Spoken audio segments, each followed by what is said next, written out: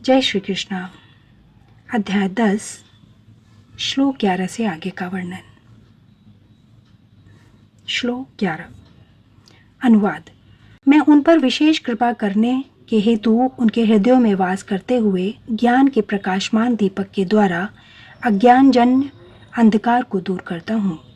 तात्पर्य: जब भगवान चैतन्य बनारस में हरे कृष्ण महामंत्र के कीर्तन का प्रवर्तन कर रहे थे तो हजारों लोग उनका अनुसरण कर रहे थे।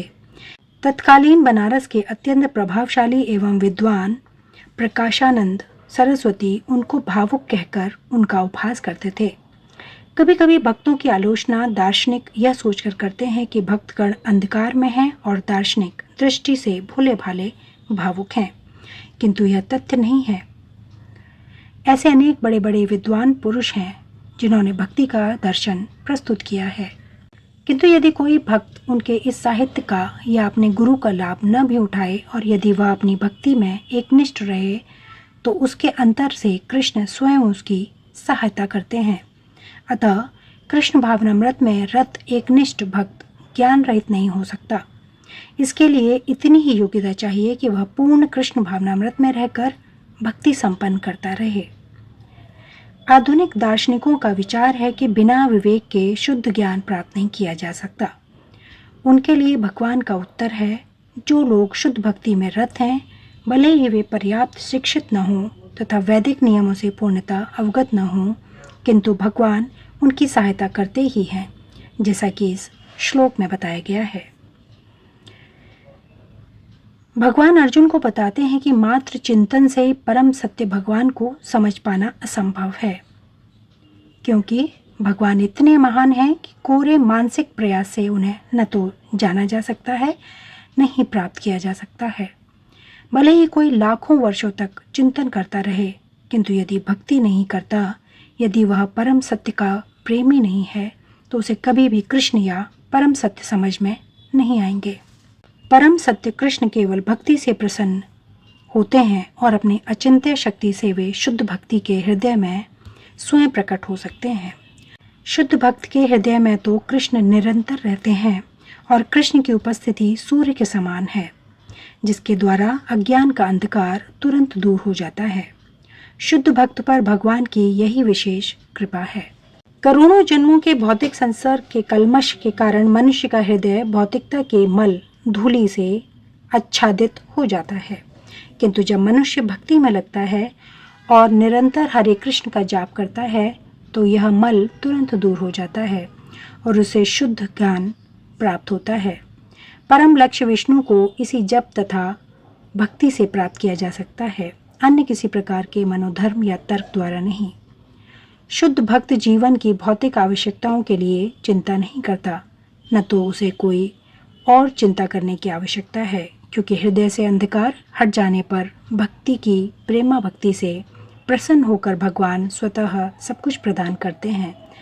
यही भगवत गीता का उपदेश सार है। भगवत गीता के अध्ययन से मनुष्य भगवान के शरणागत होकर शुद्ध भक्ति में लग जाता है। जैसे ही भगवान अपने ऊपर भार ले लेते हैं, मनुष्य सारे भौतिक प्रयासों से मुक्त हो जाता है। श्लोक 12 और 13। अनुवाद। अर्जुन ने कहा, आप परम भगवान, परम धाम, परम पवित्र, परम सत्य हैं।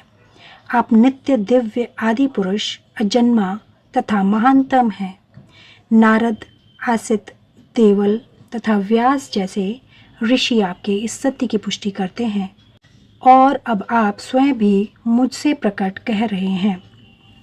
तात्पर्य: इन दो श्लोकों में भगवान आधुनिक दार्शनिक को अवसर प्रदान करते हैं, क्योंकि यहाँ यह स्पष्ट है कि परमेश्वर जीवात्मा से भिन्न है। इस अध्याय के 4 महत्वपूर्ण श्लोकों को सुनकर अर्जुन की सारी शंकाएं जाती रहीं और उसने कृष्ण को भगवान स्वीकार कर लिया। उसने तुरंत ही उद्घोष किया, आप परब्रह्मा हैं। इसके पूर्व कृष्ण कह चुके हैं कि वे प्रत्येक वस्तु तथा प्रत्येक प्राणी के आदि कारण है। प्रत्येक देवता तथा प्रत्येक मनुष्य उन पर आश्रित हैं। वे अज्ञानवश अपने को भगवान से परम स्वतंत्र मानते हैं। ऐसा अज्ञान भक्ति करने से पूरी तरह मिट जाता है। भगवान ने पिछले श्लोक में इसकी पूरी व्याख्या की है। अब भगवत कृपा से अर्जुन उन्हें परम सत्य रूप में स्वीकार कर रहा है और वैदिक आदेशों के सर्वथा अनुरूप है।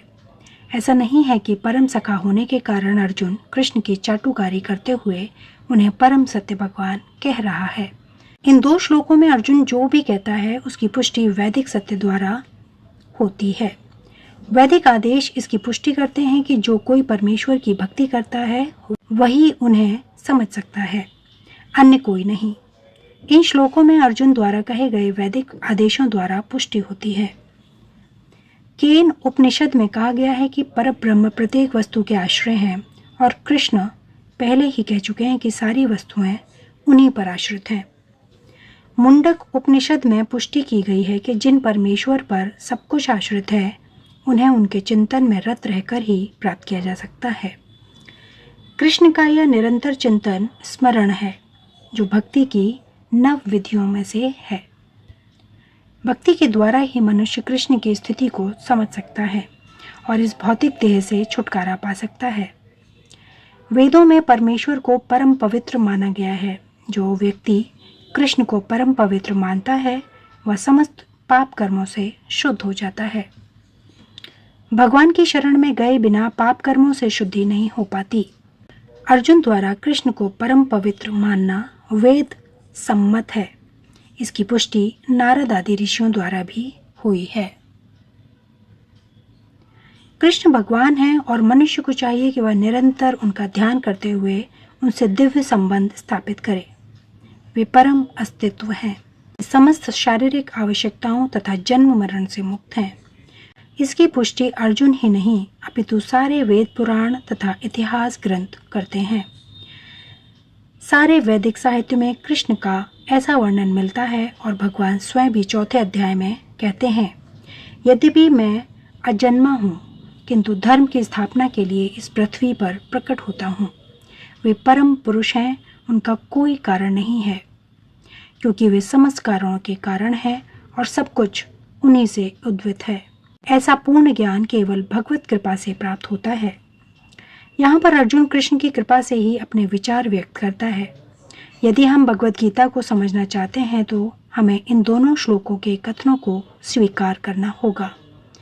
यह परंपरा प्रणाली कहलाती है, अर्थात गुरु परंपरा को मानना। परंपरा प्रणाली के बिना भगवत गीता को नहीं समझा जा सकता।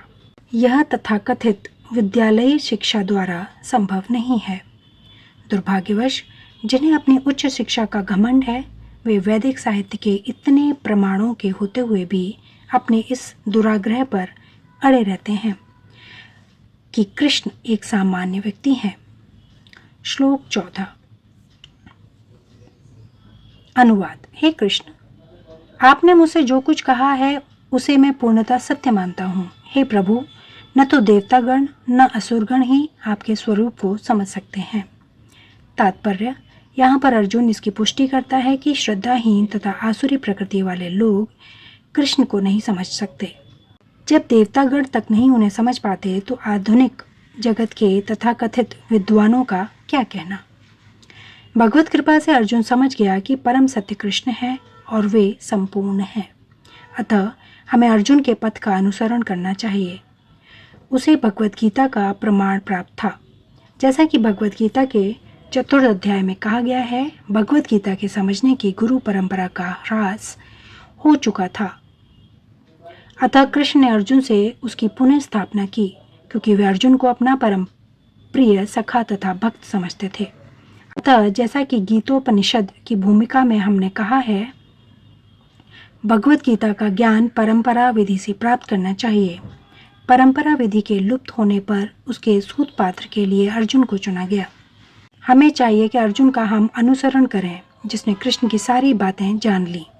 तभी हम भगवत गीता के सार को समझ सकेंगे और तभी कृष्ण को भगवान रूप में जान सकेंगे। श्लोक 15। अनुवाद। हे परम पुरुष, हे सबके उद्गम, हे समस्त प्राणियों के स्वामी, हे देवों के देव, हे ब्रह्मांड के प्रभु, निसंदेह एकमात्र आप ही अपने को अपनी अंतरंगा शक्ति से जानने वाले हैं। तात्पर्य, परमेश्वर कृष्ण को वे ही जान सकते हैं जो अर्जुन तथा उनके अनुयायियों की भांति भक्ति करने के माध्यम से भगवान के संपर्क में रहते हैं। आसुरी या नास्तिक प्रकृति वाले लोग कृष्ण को नहीं जान सकते। ऐसा मनोधर्म तो भगवान से दूर ले जाए परम पातक है, और जो कृष्ण को नहीं जानते उसे भगवत गीता की टीका करने का प्रयत्न नहीं करना चाहिए।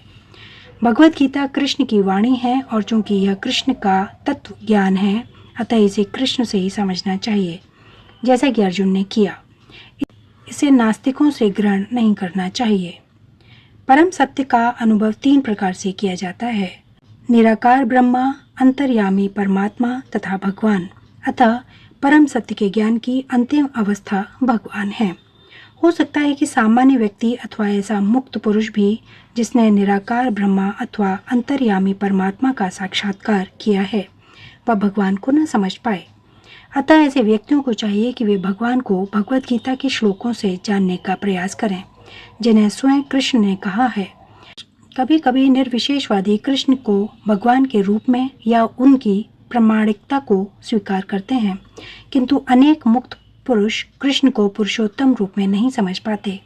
इसलिए अर्जुन उन्हें पुरुषोत्तम कहकर संबोधित करता है। इतने पर भी कुछ लोग यह नहीं समझ पाते कि कृष्ण समस्त जीवों के जनक हैं। इसलिए अर्जुन उन्हें भूत भावन कहकर संबोधित करता है। यदि कोई उन्हें भूत भावन के रूप में समझ लेता है तो भी वह उन्हें परम नियंता के रूप में नहीं जान पाता। इसलिए उन्हें यहाँ पर भूतेश या परम नियंता कहा गया है। यदि कोई भूतेश रूप में भी उन्हें समझ लेता है तो भी उन्हें समस्त देवताओं के उद्गम रूप में नहीं समझ पाता। इसलिए उन्हें देव सभी देवताओं को पूजनीय देव कहा गया है। यदि देव रूप में भी उन्हें समझ लिया जाए तो वे प्रत्येक वस्तु के परम स्वामी के रूप में समझ में नहीं आते। इसलिए यहाँ पर उन्हें जगतपति कहा गया है। इस प्रकार अर्जुन की अनुभूति के आधार पर कृष्ण वैश्यक सत्य की स्थापना इस श्लोक में हुई है। हमें चाहिए कि कृष्ण को यथा रूप में समझने के लिए हम अर्जुन के पद चिन्हों का अनुसरण करें। श्लोक 16 से आगे का वर्णन अगले वीडियो में। धन्यवाद। जय श्री कृष्ण।